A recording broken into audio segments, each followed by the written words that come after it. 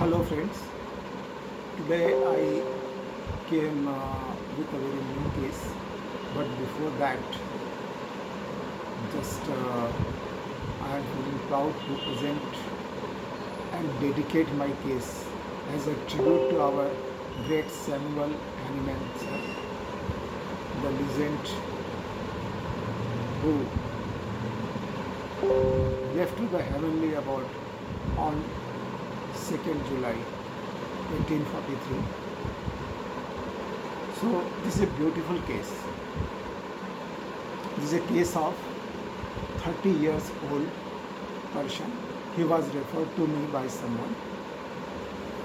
तो हिंदी में ही बोलता हूँ, कई लोगों की डिमांड आ रही है हिंदी में बोलने को। तो यह केस मेरे पास मेरे एक पेशेंट ने रेफ़र किया था और इसकी उम्र 31 साल की है। तो ये आने के साथ साथ जैसे मुझे बोल रहे हैं कि आप ज़रा रिपोर्ट देख लीजिए, तो मैंने कहा रिपोर्ट जो है बाद में देखता हूँ, एक बार अभी रखो आप। तो उन्होंने कहा नहीं, एक बार देख लीजिए आप रिपोर्ट। तो फिर मैंने रिपोर्ट देख लिया और बताया कि हाँ, इसमें कुछ प्रॉब्लम्स हैं। आप बताइए आपको क्या प्रॉब्लम है। रिपोर्ट तो आपका ड्यूटेरियल अल्सर बता रही है।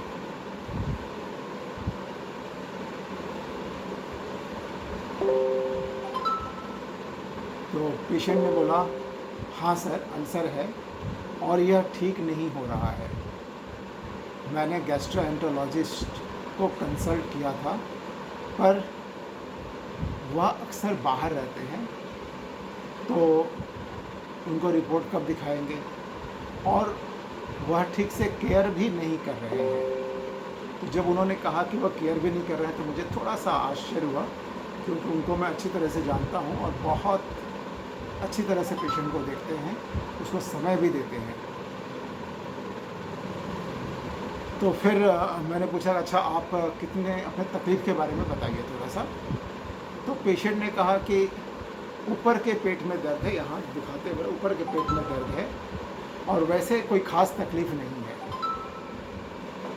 कॉन्स्टिपेशन भी रहता है, विशेषकर नाइट ड्यूटी करने के बाद ज़्यादा हो जाता है। तो मैंने पूछा भाई क्या काम करते हो। तो वो एक फ्लोर मिल में मशीन ऑपरेटर है, तो उसकी शिफ्टिंग होती है। जैसे एक हफ्ते दिन में ड्यूटी लगती है, फिर नेक्स्ट वीक रात में ड्यूटी लगती है। तो जब भी रात में ड्यूटी लगती है तो उसको कॉन्स्टिपेशन की शिकायत हो जाया करती है। फिर मैंने पूछा दर्द ज़्यादा किस समय होता है।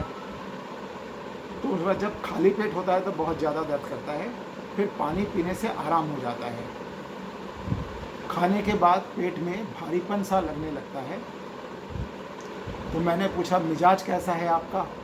तो स्माइल करते हुए बोला कि गुस्सा नहीं है सर, थोड़ा सा है पर किसी पर उतारते नहीं हैं। तो फिर पूछा कोई डर वगैरह लगता है किसी चीज़ से। तो नहीं सर, किसी से डर नहीं लगता। तो मैंने यूँ ही पूछ लिया कि भगवान से डरते हो या वहाँ भी डर नहीं लगता। तो बोला नहीं, वहाँ भी डर नहीं लगता, पर एक बार मन्नत मांगी थी कि शनिवार और मंगलवार को मंदिर जाया करेंगे, पर कभी कभी नहीं जा पाते हैं, तो बस कान पकड़ लेते हैं और क्षमा मांग लेते हैं कि प्रभु आज नहीं जा पाए। तो मैंने ज़िंदगी में कोई परेशानी, लाइफ में समस्या है कुछ, तो उसमें बोला कि थोड़ा सा पैसे को लेकर समस्या रहती है।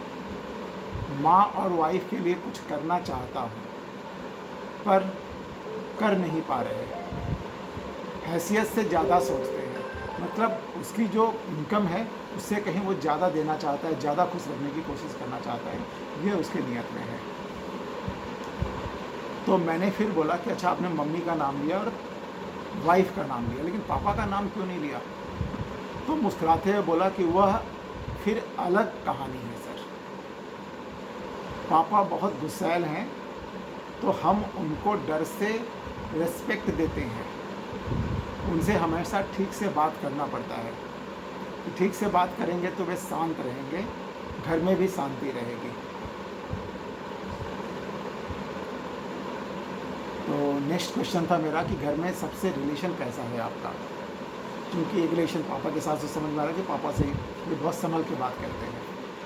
तो पेशेंट ने कहा कि 8 महीने का एक बच्चा है, उससे मेरा मन लग जाता है, पर आजकल अकेला रहना चाहता हूँ, मन में शांति नहीं है। मेरा एक भाई है जो आवारा है, कोई काम धंधा नहीं करता, इसलिए सारी जिम्मेदारी मेरे अकेले पर आ जाती है और मैं उतना कर नहीं पाता कि मेरी इनकम इतनी नहीं है कि मैं सारा कुछ संभाल सकूं। वाइफ भी पढ़ी लिखी नहीं है, वह मेरी समस्या नहीं समझ पा रही। रविवार को दोस्तों के साथ थोड़ा समय बिताता हूं तो गुस्सा हो जाती है।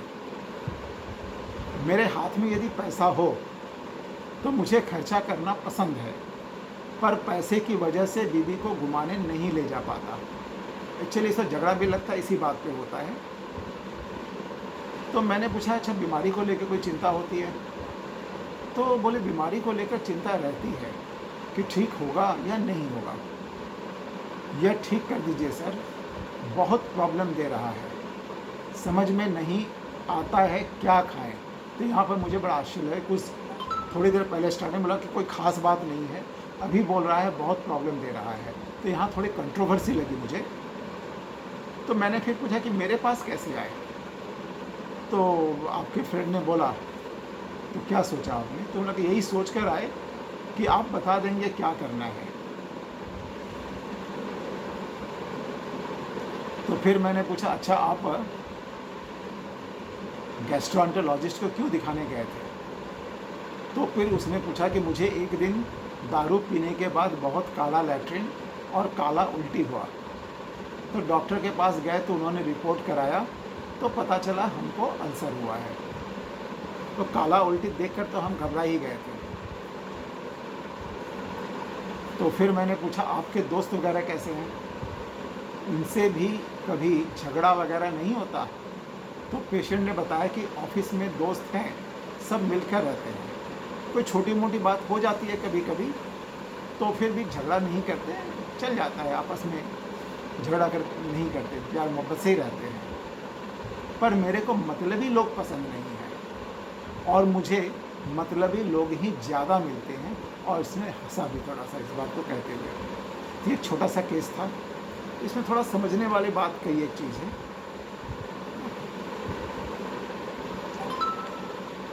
कि इसमें समझने वाली बात यह है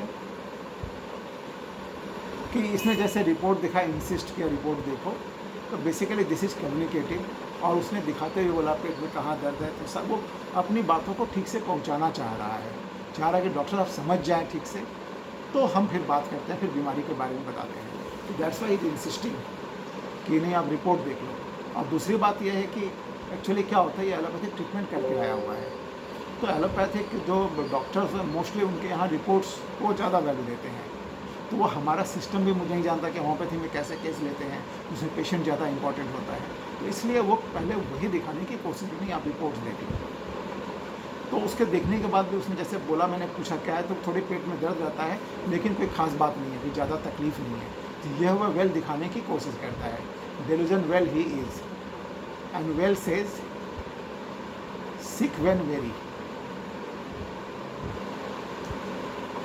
और गुस्सा आता है लेकिन कभी कभी क्या करता है, गुस्सा निकालता नहीं है। लेकिन निकालता नहीं है मतलब क्या हुआ कि ये दबा के रखता है, भूलता भी नहीं है। तो एलिमेंट्स फ्रॉम एंगर सप्रेस्ड। और पिताजी के साथ जो है प्यार से बात करता है, रिस्पेक्ट देकर बात करता है, क्योंकि वो गुस्सा हो जाते हैं। तो यहाँ वो हार्मोनी डिज़ायर है और यील्डिंग डिस्पोजिशन है, यील्ड कर जाता है ताकि घर में शांति बनी रहे। दोस्तों के साथ भी अफेबल है, सबसे अच्छा मिलजुल के रहता है, प्यार से रहता है। यह उसकी जो है टेंडेंसी होती है कि बहुत अच्छे से प्यार से रहे।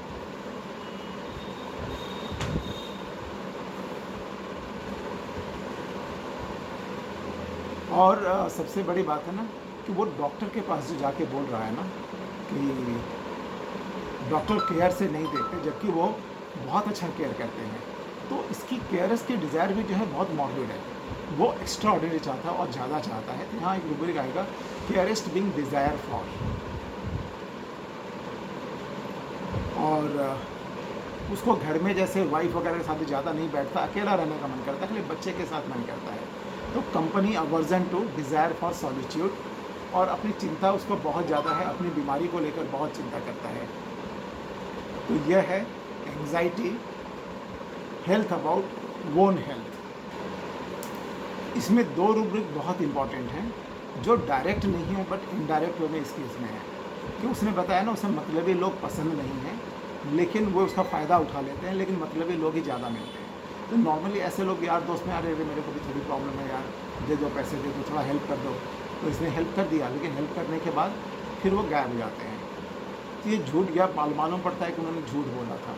तो इससे बहुत इरिटेबली होती है। Irritability lies when hearing. यहाँ पर अकेली पोडोफाइलम पड़ी हुई है, और इसको पैसे की प्रॉब्लम करना चाहता है, वाइफ के लिए, बच्चों के लिए, सबके लिए करना चाहता है, लेकिन कर नहीं पा रहा है because of the money problem. तो यहाँ सैडनेस, मनी प्रॉब्लम्स भी, यहाँ भी पोडोफाइलम है।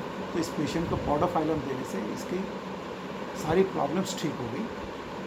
रिपोर्ट उसने नहीं कराई, क्योंकि आराम हो गया तो फिर कौन एंडोस्कोपी कराता है। तो ये बहुत छोटा सा केस था, और आज का केस हमारे मास्टर सैमुअल हेलमैन को डेडिकेटेड है। और आप लोग अपनी ओपिनियन दीजिएगा, कैसा लगा। हमारे चैनल को सब्सक्राइब कीजिएगा, तो हमें मोटिवेशन मिलेगी, हमें और भी कुछ आप लोगों के सामने पेश करते रहने की। धन्यवाद।